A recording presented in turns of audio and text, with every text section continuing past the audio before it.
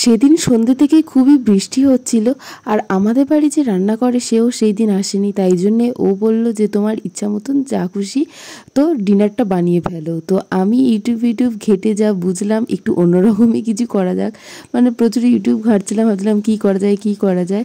তো আমি বানিয়েছিলাম এখানে ভাটুরে, আর বানিয়েছিলাম চিলি পনির। হ্যাঁ, পনির ছিল, তো চিলি পনির বানিয়েছিলাম। এখানে হচ্ছে কি এটা মেখে রেখেছিলাম, ময়দাটা পুরো নরম করে মেখে রেখেছিলাম। কিছুই নয়, একটু হচ্ছে কি ওই ময়দা নিয়েছিলাম আর 1 প্যাকেট দই নিয়েছিলাম। ওইটা ভালোভাবে নরম নরম করে মাখিয়ে পুরো 1 ঘন্টার জন্য রেখে দিয়েছিলাম। 1 ঘন্টা, আমার 2 ঘন্টা মতন রেখে দিয়েছিলাম, কারণ আমি অনেক সন্ধেবেলা থেকেই করতে শুরু করে দিয়েছিলাম, ভাবছিলাম যদি না তাড়াতাড়ি রেডি করতে পারি, তাই জন্যে। তারপরে এখানে পনিরটাকে রেডি করছিলাম। পনিরটাকে এইভাবে কেটে নিয়েছিলাম টুকরো টুকরো করে। ওর সাথে একটুখানি নুন আর গোলমরিচের গুঁড়ো মিশিয়েছিলাম। তারপরে দিয়েছিলাম একটু আদা রসুনের পেস্ট আর একটু লঙ্কার গুঁড়োও দিয়েছিলাম। আদা রসুনের পেস্টটা হচ্ছে কি যেহেতু অল্প পনির, অল্প মানে আদা রসুন পেস্ট করবো না বলেই তাই জন্য এই প্যাকেটটা কিনে আনা। এটাই ছিল আদা রসুন মানে একসাথে পেস্ট, সেইটাই দিয়ে দিয়েছিলাম। তো ওটা দেওয়ার পরে একটুখানি ভালোভাবে মাখিয়ে টাখিয়ে নিয়েছিলাম। মাখিয়ে নিয়ে তারপরে দিয়েছিলাম কর্নফ্লাওয়ার। হ্যাঁ, যেটা মেন, কর্নফ্লাওয়ারের কোটিং না দিলে হবে না। তো একদম অল্প কর্নফ্লাওয়ার দিয়ে হালকা হাতে করে নিয়েছিলাম, যেন পনির তো যেন খুবই নরম, বেশি করতে গেলে পনিরগুলো পুরো ভেঙে যাবে, তাই জন্য হালকা হালকাভাবে এইভাবে কোটিং করে করে নিচ্ছিলাম। তারপরে সাদা তেল দিয়ে কড়াই এইভাবে ভেজে নিয়েছিলাম।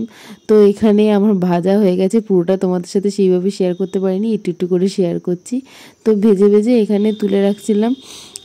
এই তো চামচে করে একটা দুটো করে এইভাবে ঢালছিলাম। যাই হোক, এবারে মূল রান্নাটায় আসা যাক। তো এখানে আমি কাঁচা লঙ্কা এইভাবে কেটে নিয়েছি, আর আদা আর রসুন একদম কুচি কুচি করে কেটে নিয়েছি। আর পেঁয়াজ আর ক্যাপসিকাম যেন এরকম ডাইস কাটিং করে নিতে হবে। প্রথমে হচ্ছে কি মানে আদাটা মানে তেলে দিয়ে একটু লাল লাল করে পুড়িয়ে নিতে হবে আদা রসুনটা। তারপরে সবগুলো একসাথে দিয়ে এইভাবে ভেজে নিতে হবে।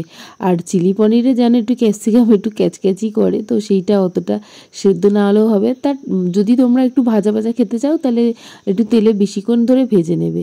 তো ভেজে নেওয়ার পরে এখানে আমি কর্নফ্লাওয়ারের জলটা গুলে রাখছিলাম, তো এটা তো দিতেই হয়, তোমরা সবাই জানো। তারপরে ভালো টালো ভেজে নিয়ে দিয়ে দিয়েছিলাম যে সস। কী সস ইউজ করেছি বলছি। প্রথমে দিয়েছিলাম টমেটো সস, তারপরে দিয়েছিলাম একদম একটুখানি সয়া সস, মানে ওই বোতলের ঢাকনাটায় একদম 1 ঢাকনা দিয়েছিলাম। সয়া সস জাস্ট কালারের জন্য, জানো তো, ওটা একদমই বেশি দেওয়া যাবে না। তো দিয়ে তারপরে দিয়েছিলাম চিলি সসও ওরকম 1 ঢাকনা মতন দিয়েছিলাম, যেহেতু আমি কাঁচা লঙ্কা বেশ অনেকটা দিয়েছিলাম। তো ওটা দিয়ে একটু ভালোভাবে নেড়ে চেড়ে নিয়ে তারপরে দিয়ে দিয়েছিলাম পনিরগুলো, কারণ পনিরগুলো তো একটুখানি ওই সসে একটুখানি মানে মেখে নিতে হবে ভালোভাবে, যাতে ওর মানে পনিরের ভেতরে ব্যাপারটা ভালোভাবে ঢুকে যায়। তো এখানে ভালোভাবে একটুখানি নেড়ে চেড়ে নিয়ে দেন আমি ওই কর্নফ্লাওয়ার গোলা জলটা আস্তে আস্তে দিচ্ছিলাম। পুরো প্রথমে একসাথে সব ঢেলে দিইনি, প্রথমে একটুখানি দিয়ে নিয়ে আবার একটুখানি নেড়ে চেড়ে নিচ্ছিলাম, দেন আবার আরেক মানে পুরোটা দিয়ে দিয়েছিলাম।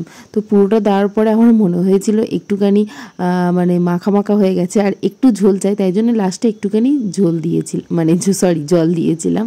আর একটু নুনও দিয়েছিলাম, একটু সসও দিতে হয়েছিল, মানে জল দিতে যেহেতু হয়েছিল সেহেতু তো পরপর সব কিছুই একটু দিতে হবে। তো ওটা রেডি হয়ে গেছে, এদিকে আমরা বাটুরেটা করে নিচ্ছি। তো ও এখানে বেলছে আর আমি এখানে ভেজে নিচ্ছি। আসলে আমি অলরেডি 3টে মতন ভেজে নিয়েছি একা একা বেলে। তো বলছে তুমি ভাজো, আমি বরঞ্চ তোমাকে বেলে দিই। তো এখানে ও বেলে দিচ্ছিল আর আমি ভেজে নিচ্ছিলাম। তো বাটুরোটা তো তোমরা দেখতেই পাচ্ছ কি সুন্দর মানে ফুলে উঠছে। তো এটা দারুণ খেতে লাগে। এইভাবে বাটুরে তোমরাও বাড়িতে ট্রাই করতে পারো, ইস্টের কোনো ঝামেলা থাকবে না। দই দিয়ে মাখবে ময়দাটা, আর একটু খাবার সোডা দেবে, বেকিং পাউডার দিলে আরও ভালো হয়। তো যদি না থাকে তো স্কিপ করতে পারো। তো আমাদের এখানে খাবার একদম রেডি। তো আমি ওর কাছে বলছিলাম কেমন লাগছিল, বলছে দারুণ দারুণ। আমি যে ঠিক আছে, তোমার মুখের এক্সপ্রেশন দিলেই হবে, মুখে বলতে হবে না।